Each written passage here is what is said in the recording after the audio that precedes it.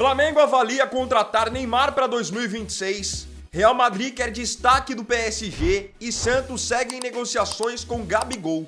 Essas e muitas outras notícias eu vou mostrar para você na edição dessa quinta-feira do Mercado da Bola.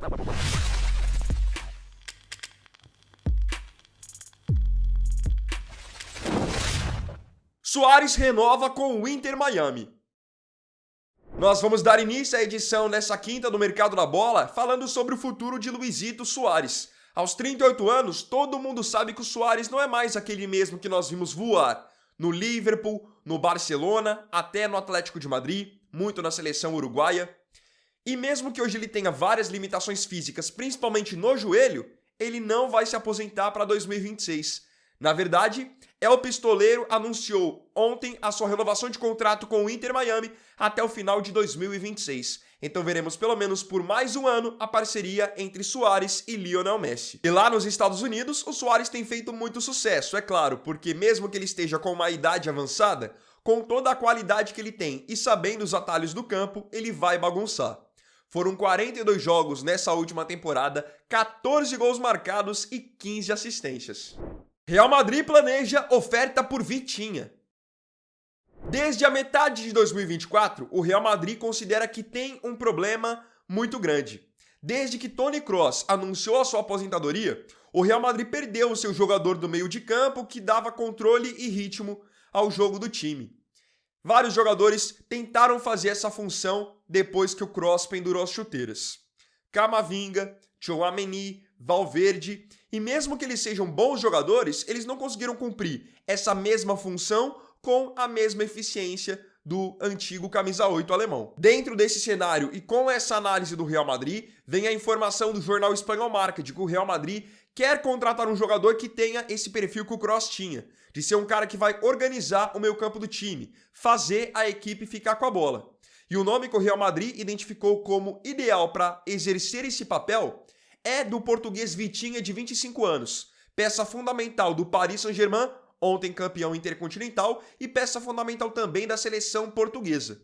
Nessa temporada ele venceu muitos títulos com o PSG, ainda venceu a Liga das Nações com Portugal, então é um jogador que está muito em alta e tem realmente esse perfil. Ele vai lá, buscar a bola no pé do zagueiro, vem organizando o jogo de trás, tem uma visão de jogo muito boa e ainda por cima chega no ataque para finalizar. Ou seja, ele é aquele meio-campista completo. De acordo então com a informação do Marca, o Real Madrid está de olho nele e o Florentino Pérez considera fazer uma proposta pelo Vitinha ao final da temporada. Então ele vai aguardar a próxima janela de verão. E não essa janela de meio de temporada, que é a janela de janeiro da Europa. O PSG, por sua vez, não tem a menor intenção em negociar o Vitinha, isso é muito óbvio, ele é peça fundamental do time do Luiz Henrique. Sem contar também que ele ainda está sob contrato com a equipe francesa até 2029. Vitinha tem nessa temporada pelo PSG 6 gols e 10 assistências em 30 jogos. É realmente um grande jogador. O PSG o avalia no mercado atualmente em 90 milhões de euros. Mirassol avança por novo meia. No futebol brasileiro, vamos falar agora sobre o Mirassol, que para 2026 já está negociando com um novo meia para jogar a Libertadores. Só que esse nome pode dividir opiniões entre vocês, porque não é um reforço badalado para o Mirassol jogar Libertadores, e sim um jogador que em 2025 foi rebaixado jogando pelo Ceará. De acordo com o jornalista Vene Casagrande, o Mirassol tem negociações avançadas com o meia Lucas Mugni. O meia argentino tem 33 anos, vem de uma temporada em que marcou 4 gols e deu 10 assistências em 51 jogos pelo Ceará. Ele já viria praticamente como uma peça de reposição, porque o Mirassol está perdendo 2 jogadores importantes do seu meio-campo. O Danielzinho, que jogou muito em 2025, está a caminho do São Paulo, e o Gabriel, que também marcou vários gols dentro do Campeonato Brasileiro, está agora a caminho do Sporting Cristal do Peru. Isso significa que a gente pode acabar vendo o Mirassol jogar a Libertadores com um time 90% diferente daquele que conquistou a vaga. Coritiba quer jogador do Corinthians. O Coritiba está de volta à Série A para 2026 e quer fazer bonito na competição, tendo agora mais organização, investimento de SAF. O Coritiba quer contratar um jogador que hoje está no Corinthians e tem sido reserva na equipe do Dorival Júnior. De acordo com o jornalista Rogério Scarione, esse jogador é o volante Charles, que no passado também já jogou no Ceará e no Internacional. O Coritiba, então, tem interesse no jogador de 29 anos e acredita que pode chegar a um acordo com o Corinthians, exatamente pelo fato do Charles hoje não ser titular na equipe, não é um jogador assim de suma importância. Ele compõe o elenco. O Charles teve 37 jogos pelo Corinthians na temporada e na maioria veio do banco. Marcou um gol e deu uma assistência. Então é um jogador que, para o cenário do Corinthians hoje, não muda muita coisa, mas para o Coritiba poderia ajudar demais. Bahia tira Oliveira do Grêmio. De acordo com a informação da Gaúcha Zero Hora, o Bahia está tirando o atacante uruguaio Christian Oliveira da equipe do Grêmio.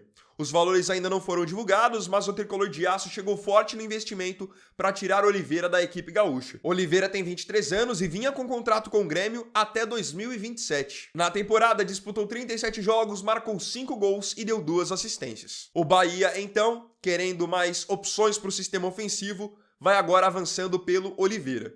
Conforme tiver mais atualizações em relação à negociação, alguma oficialização e, obviamente, os valores divulgados, eu trago na próxima edição do Mercado da Bola. Ancelotti fora do Botafogo.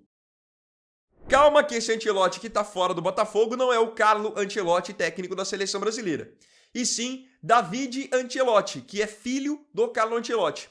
Treinador ainda bem jovem, 36 anos, que acabou trabalhando no Botafogo nesse segundo semestre de 2025. Inclusive, conseguindo que o Glorioso esteja na próxima edição da Copa Libertadores. Porém, David Ancelotti não permanecerá no Glorioso. Ontem mesmo, o Botafogo já acabou anunciando oficialmente que chegou a um acordo com o Ancelotti pela sua saída. Ele se despede então do Botafogo após 33 jogos, onde teve 15 vitórias, 10 empates e 8 derrotas. Não fez o Botafogo jogar o melhor do futebol e acabou oscilando em diversos momentos. Fica nítido que, querendo ou não, ele pode até ter Ancelotti no sobrenome, mas ainda não é um técnico tão capacitado para poder dirigir um time de grande investimento e que briga por coisas grandes. Agora, estando livre no mercado, o David Ancelotti, a tendência é de que volte a trabalhar com o seu pai.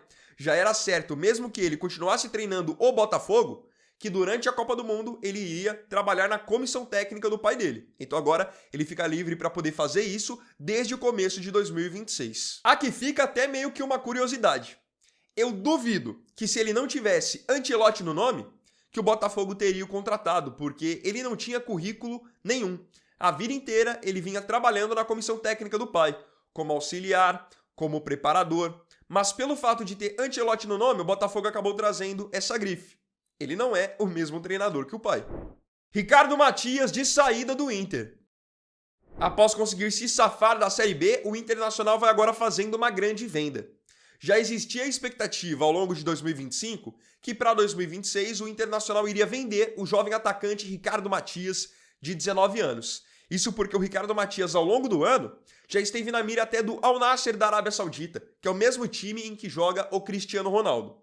Só que agora a informação que vem do portal do GE é de que o Inter está vendendo o Ricardo Matias para outra equipe da Arábia Saudita, o Al Ahly, onde joga, que vocês provavelmente conhecem, o Mahrez, argelino, ex-Manchester City. Então o Inter encaminhou a venda do Ricardo Matias para a equipe saudita por cerca de 10 milhões de dólares. Falou que vai ajudar bastante o Colorado. Ricardo Matias disputou 32 jogos pelo Internacional na temporada, marcou 6 gols e deu uma assistência.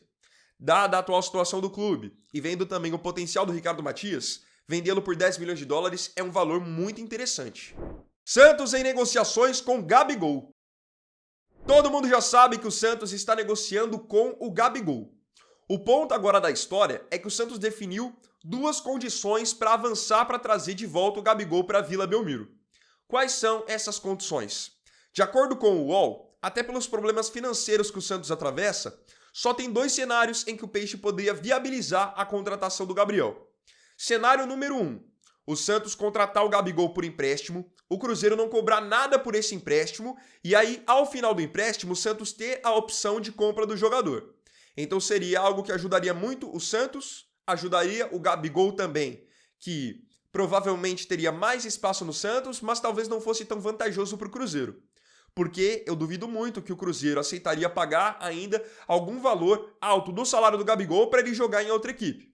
Então a tendência é de que o Cruzeiro busque um acordo para que o time que contratar o Gabriel mesmo que o contrate por empréstimo, assuma 100% do seu salário, que hoje está acima de 2,5 milhões de reais por mês. Então, o cenário número 1 seria o Santos contratar o Gabigol por empréstimo. O cenário número 2 seria o Santos contratar o Gabriel em definitivo, só que de graça. Então o Santos aguarda pela possibilidade do Gabigol rescindir contrato com o Cruzeiro, ficando livre no mercado, aí o Peixe vai lá e contrata ele. Esse segundo cenário é uma das opções do Santos, porque o Santos não queria ter que pagar alguma coisa pela liberação do jogador. Provavelmente teria que ser um valor alto, dado o atual salário dele e também o tempo de contrato que ele assinou com o Cruzeiro. Válido ainda até 2028. Gabigol tá com 29 anos, vem de uma temporada em que marcou 13 gols e deu 4 assistências em 47 jogos. Acabou ficando marcado negativamente para a equipe do Cruzeiro pelo pênalti que perdeu na semifinal da Copa do Brasil contra o Corinthians. E assim, ao longo do ano, quem imaginaria que o Gabriel se tornaria reserva? No fim das contas, ele viu o Caio Jorge atropelar ele na disputa pela posição e virou um reserva de luxo. Acho que no Santos, que é um clube que ele tem muita identificação, onde ele gosta da cidade, onde ele cresceu por ali, pode ser um bom caminho para ele tentar retomar o seu alto nível. Porque se a gente analisar de maneira fria, esse foi o segundo ano consecutivo em que o Gabigol foi reserva. Ele foi reserva agora, em 2025, no Cruzeiro, e já tinha sido reserva ao longo de 2024 no Flamengo também, sendo banco do Pedro. Flamengo avalia contratar Neymar. Depois de uma excelente temporada de 2025, que foi encerrada com o vice do Intercontinental, o Flamengo para 2026 vai olhar para o mercado, vai se reforçar de maneira pontual e deve trazer nomes que só vão chegar de fato para fazerem a diferença. Porque se for para ser mais do mesmo, o Flamengo não vai investir. E outra, com as receitas que o Flamengo angariou de 2025, o Fla pode se dar o luxo de ir ao mercado e trazer nomes de fato galácticos. Segundo informação do jornalista Mateu Moreto, do jornal espanhol Marca, um dos nomes na mira do Flamengo para 2026 é um jogador que está no Brasil, Neymar Júnior, atacante do Santos, que tem seu contrato se encerrando com o Peixe agora no final de dezembro. Todo mundo sabe que o Santos hoje tem a preferência do Neymar, tanto que Neymar e Santos estão em negociações avançadas para uma renovação, mas o Flamengo avalia ainda a sua contratação, enquanto ele não renova de fato com a equipe paulista. O Flamengo avalia contratar o Neymar porque é um jogador que todo mundo sabe que é diferente. Felipe Luiz gosta bastante dele também, já trabalhou com ele na seleção brasileira, e outros jogadores do Flamengo também admiram bastante o Neymar. Entendem que ele poderia chegar no elenco e agregar bastante. Até porque, uma coisa que todo mundo sabe também, uma coisa é você jogar no Santos, onde o nível dos seus companheiros é mais limitado. Outra coisa é você jogar no Flamengo, onde ele vai ter ali para ajudar Arrascaeta, Pedro, um monte de jogador de alto nível, que ele vai colocar os caras na cara do gol e eles vão fazer o gol. Então o Mateu Moreto divulgou que existe essa possibilidade do Flamengo contratar o Neymar para a temporada que vem. Neymar tá com 33 anos e nessa temporada pelo Santos acabou jogando 28 partidas, porque ele sofreu com algumas lesões. Ele marcou 11 gols e deu 4 assistências. Foi peça importante para o Santos não ser rebaixado. Lembrando que o Neymar quer jogar bem, em bom nível, o primeiro semestre de 2026 para convencer o Ancelotti de que tem que estar com a seleção brasileira na próxima Copa do Mundo. Aí fica o questionamento, será que o Neymar se adaptaria bem jogando no Flamengo? Porque eu digo principalmente no caso do Felipe Luiz. O Felipe é um treinador que ele gosta muito de ver todo o seu time correndo, todo o seu time ajudando na marcação. Até por isso, em alguns momentos da temporada, ele acabou optando por jogadores que não eram os melhores da posição, mas eram os que mais cumpriam papéis táticos, como Samuel Lino e Gonzalo Plata. Será que ele iria querer ter o Neymar no elenco, sabendo que o Neymar é um cara que não volta em nada pra marcar, só joga realmente com a bola no pé, do meio pra frente? Porque hoje, com esse perfil, o Flamengo já tem o Arrascaeta, que praticamente não ajuda nada na marcação também, e tem lá na frente um atacante, no caso, geralmente o Pedro ou o Bruno Henrique. E aí entra um outro dilema pra diretoria do Flamengo. Todo mundo sabe que o Neymar é fera, o Neymar é craque, é um jogador diferenciado. Não tô entrando aqui no mérito da qualidade dele. Em qualidade ele sobra em qualquer lugar. Só que será que pro Flamengo valeria a pena você investir em um jogador que vem de fora, sendo que o seu time já tá hoje muito redondinho, muito acertado? O que vocês acham? Acham que poderia de repente ter um racha no elenco em cima disso? Queria então ver a sua opinião sobre esse assunto aqui nos comentários.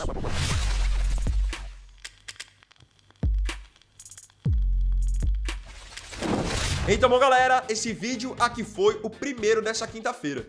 Eu agradeço profundamente a você pela companhia em mais um vídeo. Se tiver gostado, deixa o seu like, se inscreva no canal e compartilhe também. Então é isso, galera. Tamo junto, até mais tarde e até o próximo vídeo. Fiquem com Deus. Vini Wagner aqui, valeu, falou e fui!